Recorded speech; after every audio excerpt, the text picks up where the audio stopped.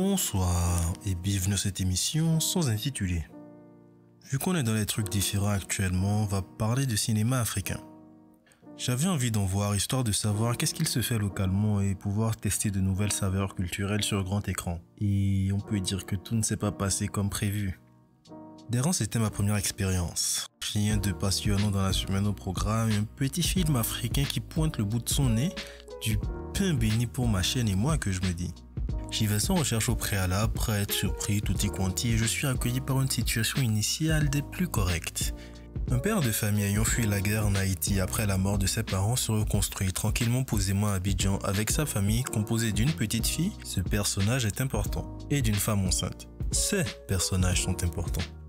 Après une scène de racisme et de la négligence parentale après avoir appris que sa femme porte un garçon, les filles aussi sont importantes, n'oubliez jamais. La guerre civile éclate suite aux élections avec son lot d'insécurité, de barrages policiers et de couvre-feu. Après l'avoir emmené à l'hôpital pour l'accouchement, malgré tout cela, sa femme et son fils disparaissent. Il se lancera donc à leur recherche dans les rues d'Abidjan, suivi par sa fille déterminée et pleine de ressources. En gros, c'est ça le début de l'histoire et franchement, techniquement, j'ai pas grand chose à dire. Images clean, son clean, plan globalement pas trop foiré, à une exception près. Le matériel et le montage ont été bien gérés. Pour ce qui est de l'histoire par contre, pour ceux qui ont été témoins de ma passion pour cette chose, vous savez dans quoi on s'apprête à entrer. Mais nous y reviendrons plus tard.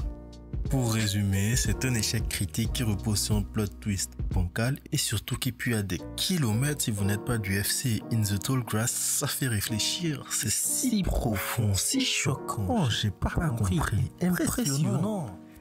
Le tout est censé porter sur ses épaules une morale qui n'a donc que la grandeur de son scénario. Le challenger c'est Mena. Repéré encore plus à la dernière minute et commencé encore plus en retard, c'est l'histoire de Stéphanie, une jeune femme Bassa, une tribu du Cameroun, brillante et ambitieuse. Elle est fiancée à Bekoko, un jeune homme d'une autre tribu, Bamileke, qu'elle aime et qu'elle espère épouser le plus vite possible. Mais malheureusement, rite traditionnel oblige, elle est obligée de déterrer de douloureux secrets de famille avant. En gros, c'est ça le début de l'histoire et franchement, techniquement, c'est claqué au sol. La prise de son est mal faite, ça a été mixé par un malentendant pro-fumiste, aucune normalisation, c'est honteux. Quand certains parlent trop bas, tu as l'impression qu'un autre te gueule dans les oreilles. Et si c'est pas ça, tu as le bruit du vent ou la musique qui est mal choisie, qui est trop forte, qui tombe un peu comme un cheveu dans la soupe en fait. Et c'est pas tout. Non content d'avoir un son désastreux, certaines scènes sont mal filmées. Il y avait des choix de plans si mauvais et qui ne mettaient vraiment pas le film en valeur. Les acteurs, pas terribles. Bon, ils ont fait ce qu'ils pouvaient, mais je vais arrêter de les détruire, sinon on va encore dire que je suis méchant. Mais dans l'ensemble, franchement, c'était pas pro. L'écriture est simpliste et va un peu dans tous les sens avec des scènes qui parfois ne servent à rien. On ne sait pas si ça a été oublié dedans ou si de base il n'y avait rien de plus. Et la fin, franchement, faut le voir pour le croire. Et là vous vous dites, mais Majestueux Pain Jambon, pourquoi nous parler de deux films aussi éclatés, pas terribles, même si c'est l'Afrique? Eh bien parce que malgré le désastre apparent, il y en a un devant lequel j'ai passé un bon moment. On peut se demander, c'est quoi la chose la plus importante dans un film? C'est une question que je me pose souvent. On peut citer comme ça la partie technique qui relève normalement de la supervision du réalisateur et du producteur pour que sa vision soit le produit final. Jeu de caméra, son, montage, si l'équipe technique fait n'importe quoi, techniquement, c'est qu'il a laissé faire. La partie écrite aussi, qui est qui fait quoi, comment, qui envoie, etc., etc. Et pour finir, les performances des acteurs qui dépendent des deux autres et participent grandement à nous mettre dans l'ambiance, si bien sûr personne d'autre ne chie dans la colle avant. Avec une telle grille de lecture, on peut commencer à départager nos étrons, nos mignons petits films trop cool. Techniquement, il n'y a pas photo, soyons clairs. Mena, c'est de l'amateurisme à son état le plus pur. Si je devais vous dire tout ce qui n'allait pas à chaque seconde, on s'en sortirait pas et je ferais une vidéo encore plus longue que le film. D'Errance, par contre, franchement, c'est clean, carré de ouf. bah, y a pas grand chose à dire en fait. Surtout quand tu les mets côte à côte. Après, c'est pas pour diffamer ou diminuer le travail de quelqu'un, mais il y en avait un qui avait une équipe occidentale quand l'autre a fait du purement local. Ça se sent. Je ne veux pas citer de nom. Voici quelques screens. Petit aperçu pour les mécréants. Si vous arrivez à trouver quelque chose sur Mena, je suis preneur aussi. Il ne s'agit pas de lui enlever son mérite, mais il faut le savoir. Il faut aussi noter que la réalisatrice était aussi en charge de l'écriture. Réalisatrice africaine qui a contribué à nous vendre ce film comme un film africain parce qu'il y avait des acteurs africains, mais l'équipe technique n'était pas africaine. Je dis ça, je dis rien. C'est donc son scénario, c'est son film, c'est sa vision. Une équipe occidentale est venue sublimer par ses moyens techniques. Voilà. Ensuite, le jeu d'acteur. Encore une fois, c'est le jour et la nuit. Avec des rangs, on va de très scolaire à très crédible, avec plus de très crédible il me semble. Par contre, chez Mena, on va de très la volonté à MDR, l'important c'est de participer les gars. Allez hop, 2-0 pour Derance, la douche est réelle. Enfin l'histoire. Mena, c'est vraiment pas fou comme scénario. Hein. C'est l'Afrique, la famille et tout ça, mais ça vole pas bien plus haut que ça. Et c'est très bien comme ça.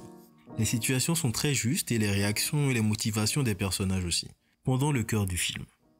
Tu sens que c'est ce qu'ils voulaient te montrer et ça c'est vraiment réussi. Parfois on se demande quand même qu'est-ce qui était demandé aux acteurs comme émotion, parce qu'il y a des choses que j'ai essayé de déchiffrer là, c'était incroyable. On ne parlera pas des scènes aussi qui servent à rien, c'est pas grave, ça arrive. Le seul vrai bémol du film, c'est qu'il n'est pas fini. Pas assez de temps ou de talent, guette le double sens, pour le finir, mes frères, cette fin, c'est un gag. Mais j'avais déjà assez ri, il était temps d'arrêter le massacre. Ils ont quand même eu l'audace d'effectuer cette Zumba. Point faible, trop de balls, comme disaient les Américains. Derance, c'est un twist. Ma foi astucieux, mais grossier dans l'exécution, je pense qu'on peut le dire. Et autour de ça, ils ont fait un film. Ou plutôt, elle a écrit un film. Et ça, c'est inadmissible, on compte pour des jambons comme ça. Le truc tient tellement pas debout qu'on lobotomise des personnages pour que ça passe. Et ils se sont pas dit un moment « Ah bah mince alors, il y a des événements complètement absurdes maintenant, on doit réécrire. » Non, quelqu'un a lâché, machallah ça passe et ils ont continué.